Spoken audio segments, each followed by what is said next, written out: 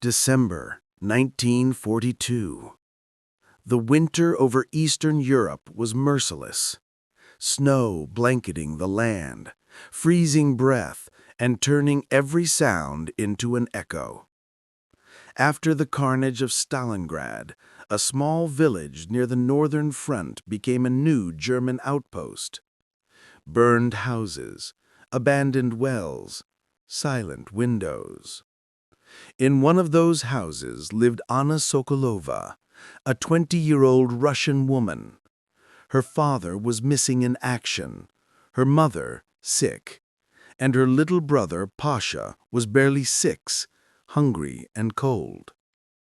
She melted snow for water, kept a small fire burning, and whispered lullabies to her brother, lullabies the war could not steal. Then, one morning, the sound of engines broke the silence. German trucks rolled into the village, their black crosses glinting under the pale sun. People hid behind curtains, but fate, as always, found its way. Erich Weber was 22, a corporal from Berlin. Before the war, he studied violin at a conservatory. He never imagined holding a rifle instead of a bow. He hated killing. Every night, before sleeping in the frozen trenches, he would stare at the dark sky and whisper, "Who started this? What are we dying for?" But there were no answers, only orders. One day, during patrol, Erich heard a faint melody. A soft, trembling Russian song carried through the cold wind. He followed it, cautiously, until he reached a half-destroyed cottage. Inside, beside a small fire, sat Anna, warming a bowl of soup.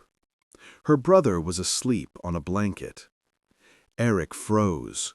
For the first time in months, he saw something human. "Schön," he whispered without thinking. Anna gasped. "Nie trogete nas." "Don't touch us." Ich will nicht schießen. I won't shoot," he said awkwardly in broken Russian. He lowered his weapon. Their eyes met, German blue and Russian brown, a spark in the ice. Days passed. Erich would sometimes leave small gifts by Anna's door. Bread, potatoes, a wool blanket, and every night he'd play his violin softly outside the house. One morning, Anna found a small note under her window. Musik ist Frieden. Music is peace. That night, she smiled through tears and brought out an old balalaika.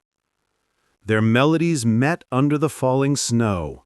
No words, only music. Enemies by uniform, but souls speaking the same language.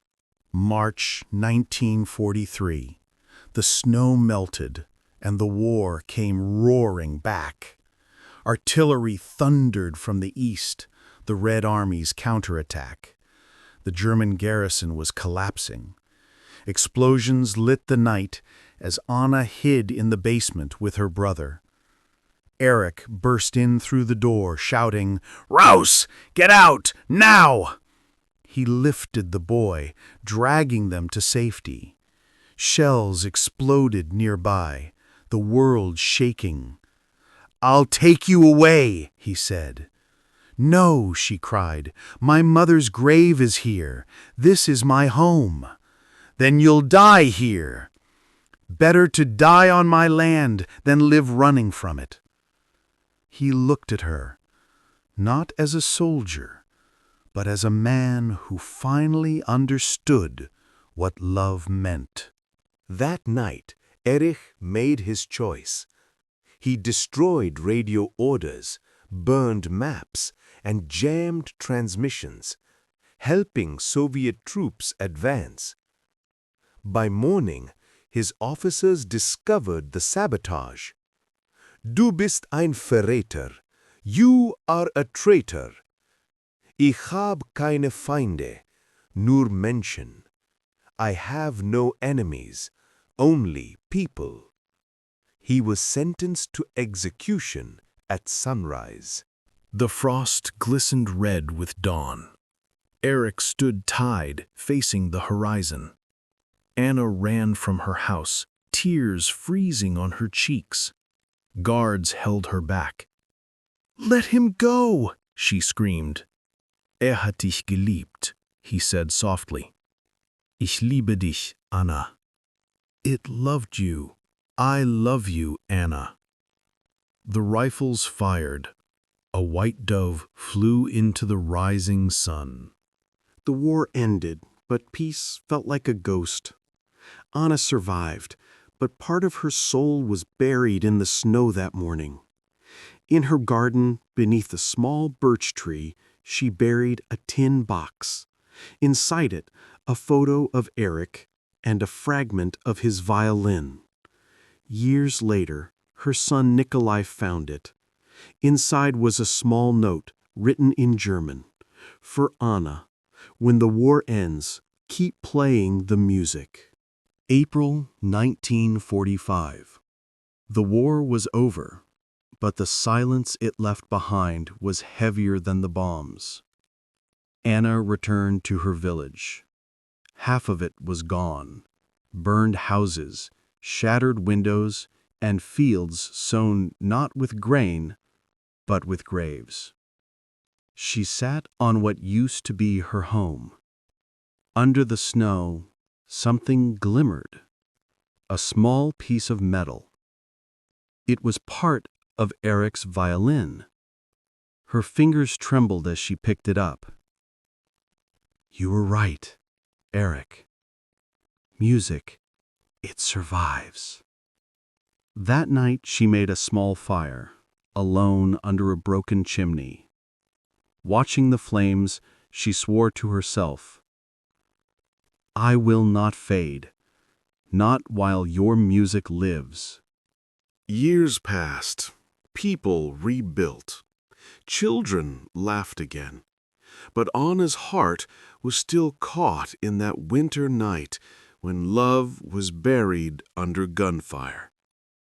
Every night she dreamed of Erich, sometimes walking through snow, sometimes playing his violin, whispering, "Continue the music." By day, Anna taught music at the small village school. Old balalaika, dusty desks, and bright eyes of children who had never heard the sound of war. One day, while playing a soft melody, a boy asked, "Teacher, what's this song called?" "It's called Love Between Enemies." "What's it about?" Two people from different sides who shared one heart. One spring morning, the postman brought a letter from Berlin. The envelope was worn, the paper yellowed. Inside, handwriting she would never forget. To Anna Sokolova, if this reaches you, know that I am alive. I was captured and have just been released. If you are still in this world, I am coming to fulfill the promise I made that night. Erich. Anna froze. Her hands trembled. The ink blurred as tears fell. From that day on, she waited by the edge of the road every evening, watching the horizon for a shadow that might never come. Autumn. A distant train whistle echoed across the valley. Anna ran to the small station, heart racing. Smoke filled the air as passengers stepped down. Soldiers, workers, refugees.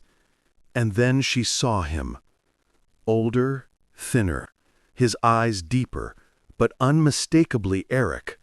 For a moment, the world stopped. 10 years of silence collapsed into a heartbeat. They walked toward each other slowly. Music survived. Then so did we. He smiled through tears. That night, In Anna's rebuilt home, they sat by the fire. Erich took out his old violin, cracked but alive. He began to play the melody they once shared under the falling snow. Anna joined with her balalaika. 2 hearts, 2 instruments, 1 song. Outside, snow began to fall again. Inside, warmth, music, forgiveness.